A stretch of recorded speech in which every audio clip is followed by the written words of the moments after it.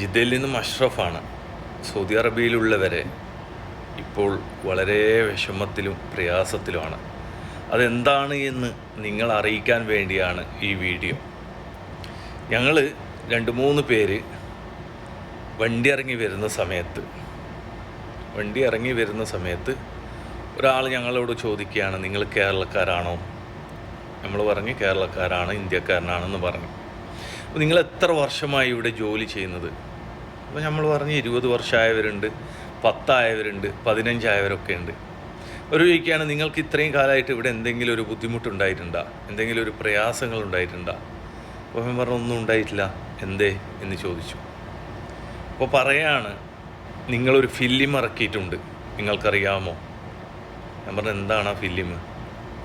ആടുജീവിതമാണ്, good life. അപ്പോൾ അതിൽ പറയുന്ന എന്താണെന്ന് വെച്ച് കഴിഞ്ഞാൽ അത് ഇന്ന് എല്ലാവരുടെ മുന്നിലും ചർച്ചാ വിഷയമാണ്.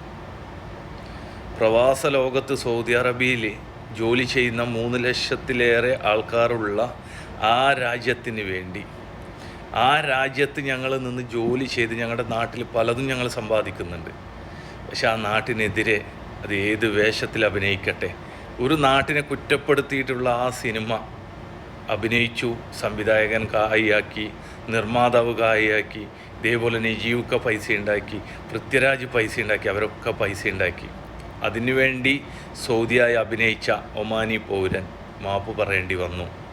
അദ്ദേഹം പറഞ്ഞത് ഞാനിതൊന്നും അറിയില്ലായിരുന്നു, ഞാനിതൊന്നും കഥയൊന്നും വായിച്ചിട്ടുണ്ടായിട്ടില്ല, ഞാൻ അഭിനയിച്ചതാണ്. അവർ മാപ്പ് പറഞ്ഞു. ഇന്ന് സൗദി അറേബ്യയിൽ നിൽക്കുന്നവരോട് ചില സ്ഥലങ്ങളിൽ അവർ പറയുന്നത്, നിങ്ങൾ ഞങ്ങളുടെ നാട്ടിൽ വന്ന് നിന്ന് നിങ്ങൾക്ക് എല്ലാ അഭയങ്ങളും തന്നിട്ട് നിങ്ങളെന്തേ അതൊന്നും പറയാതെ കണ്ട് നിങ്ങളൊരു സിനിമയിൽ ആരെങ്കിലും ഒരാൾ ചെയ്തെന്ന് വെച്ചിട്ട് ഒരു രാജ്യത്തെ മൊത്തം കുറ്റപ്പെടുത്തിയിട്ട് ഒരു ഫിലിം ഉണ്ടാക്കുകയല്ല വേണ്ടത്. അത് ദുൽമാണ്, അത് ഐബാണ്, അത് ഫിത്തിനയാണ്. 2 രാജ്യത്തിൻ്റെ ഇടയിൽ മറ്റുള്ളവരുടെ മുന്നിൽ ഫിത്തിന ഉണ്ടാക്കുന്ന പരിപാടിയാണ്. ഇതിൻ്റെ ഇടയിൽ ഒരുപാട് പാകിസ്ഥാനികളും മറ്റുള്ള രാജ്യക്കാരൊക്കെ പലതും പറയുന്നുണ്ട്, നിങ്ങളത് ചെയ്ത തെറ്റാണ്, അവരെന്നാൽ ഇത്രയും സ്ഥാപനങ്ങളും ബിസിനസ്സൊക്കെ ഇവിടെ ചെയ്യുന്നുണ്ടല്ലോ, അവരങ്ങനെയാണെങ്കിൽ തിരിച്ചു പോട്ടെ എന്ന് പോലും പാകിസ്ഥാൻ പോലെയുള്ള മറ്റുള്ള രാജ്യങ്ങൾ പറയുകയാണ്. അപ്പോൾ ഇവിടെയുള്ള ജനങ്ങളെക്കുറിച്ച് നിങ്ങൾ ആലോചിച്ചിരുന്നില്ല. നജീബ് ഖാൻ എന്ന് പറയുന്ന ആ ഒരു വ്യക്തി അനുഭവിച്ച കഥകൾ നിങ്ങൾ എഴുതി ഫിലിം ഉണ്ടാക്കിയിട്ട് അതിൽ നിന്ന് കോടികൾ ഉണ്ടാക്കിയപ്പോഴും ഞങ്ങളുടെ നാട്ടിലുള്ളവർ, നമ്മുടെ ഇന്ത്യക്കാർ അവിടെ ഒരുപാട് പേര് ജോലി ചെയ്യുന്നുണ്ട്. അവർക്കൊന്നും ഇത് സംഭവിക്കുമോ, എന്തെങ്കിലും ബാധിക്കുമോ എന്ന് നിങ്ങൾ ചിന്തിച്ചില്ല.